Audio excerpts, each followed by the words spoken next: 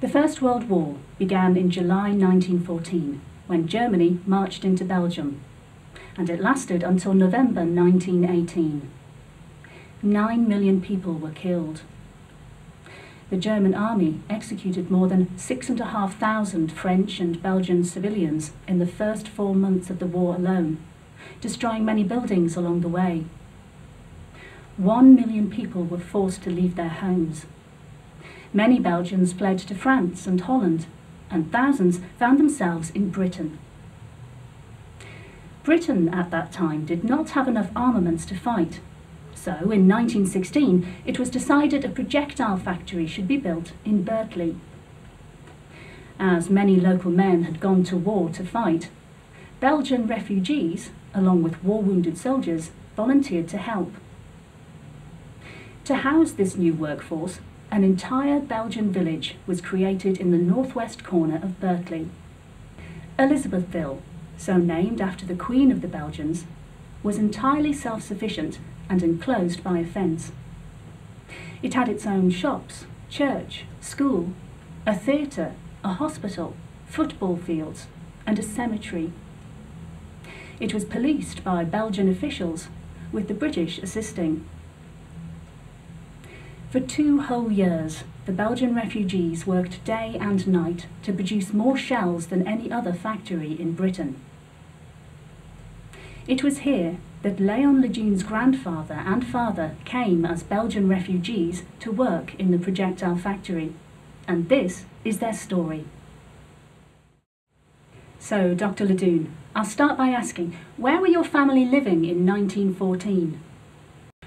They were living in the southern part of Belgium, near to the city of Mons, but they lived in a small village, not far from it, and that was where my father and grandfather were born. So what sort of work did your grandfather do? My grandfather was a tea merchant. He had a pony and trap, and he used to travel long distances over the border into France, selling tea. So let's fast forward to the bit in the story where your family had to leave their home. Tell us exactly what happened. It's a story that's always stayed in my mind because it was so vividly told me by my father. What happened was that on Sunday, the 24th of August, 1914, they went to church in the morning. They were a devout family, and while they were in church, they kept hearing thunder. Actually, it was a glorious summer's day. The sky was blue, and it was a beautiful day. So they thought it rather odd, but they didn't understand really what was happening. After that, they came home to their Sunday meal, and the thunder got louder, and they were very puzzled, but still didn't understand that what was happening was that long-range German artillery was beginning to shell the area.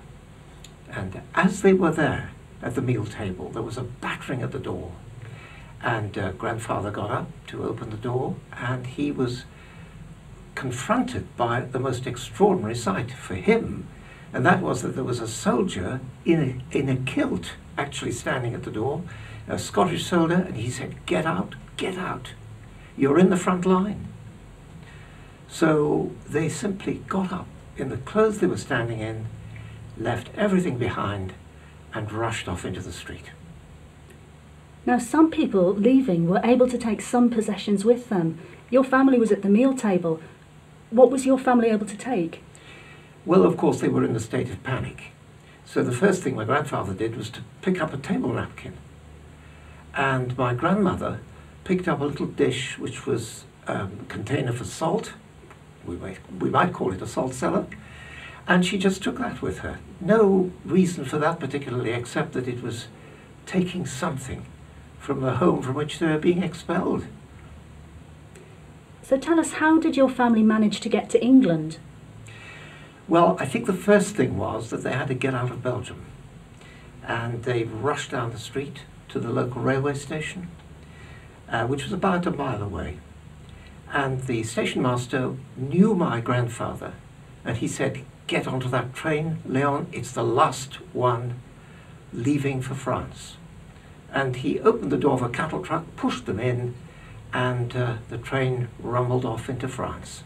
And that was the first stage of their journey on the way, eventually, to Great Britain. And how do you think they felt having to leave their homes and be rushed onto a train? They were totally stunned. I don't think they could realise what was happening. My grandfather was twisting the table napkin in his hands repeatedly, and the others were just, I suppose, almost non-reacting because they could scarcely believe what had happened to them. So how did your family get to England? First of all, they became asylum seekers in the northwest of France. They stayed with their eldest son, who had a business there, and they were able to stay there with him for about 16 months. Then they were given the order, I suppose, by what was left of the Belgian government in conjunction with the English authorities or British authorities to actually come over to Birtley, ultimately, to what was then the National Projectile Factory, to make munitions. So my grandfather and my uncle were the first two to come to this country. And when they got here, did they feel safe and comfortable?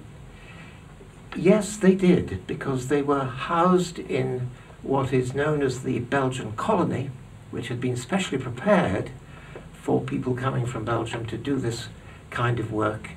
Some of them wounded soldiers which couldn't go back into the battle but were sufficiently recovered to do work in a factory. So they at least were contributing to the war effort. Mm. Can you tell us more about the projectile factory? What does that mean? What did they make there? They were making shell cases, and they were making them of various sizes so that they could be obviously fired from guns. And they weren't packed with explosives there, so they simply made the casing. And they made it, the Belgian workforce made them in huge numbers, actually. And were your family happy to make armaments for the war? They felt that they were doing something to help their country that was totally overrun and under an oppressive regime. Can you tell us more about Elisabethville? It was a little colony of Belgium that was dropped down in the middle of Birtley. The most extraordinary scenario, really. And it was completely surrounded by a fence. It had its own police force, it had its own hospital, it had its own church. It was an entirely self-contained Belgian village, if you like. But at the peak of its existence, it contained 6,000 Belgian refugees. So what happened in 1918 when the war ended? Well, of course, everyone was looking forward to going home. And my forebears, my grandfather and the family were, of course, ready to go. But something had happened to them during the time that they were there that had a deep effect on the whole of their lives. But one of my uncles, who was the second youngest child in a family of 6, worked in the factory as a foreman alongside his father. And one day he was killed in an industrial accident in the factory. He was walking by a lathe, and a large piece of metal that was in the lathe suddenly came out and struck him on the head as he passed, and he survived 10 days, and then he died. So this was a huge tragedy. The family were deeply marked by this. And when they went back to Belgium, they couldn't settle. They just couldn't make a home there anymore, because I feel that they hadn't completed the grieving for their son.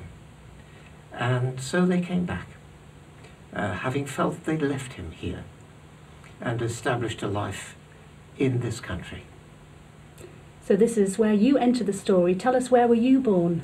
Well, I was born in Felling, very, very locally. And that was way back now, in 1933. So how did you come back to Birtley to work as a doctor? Well, we lived in the area, you see, all the time. And when the World War II broke out, we remained here. And finally, after going through school, I went up to university in Newcastle. It was the medical school in those days at Durham University.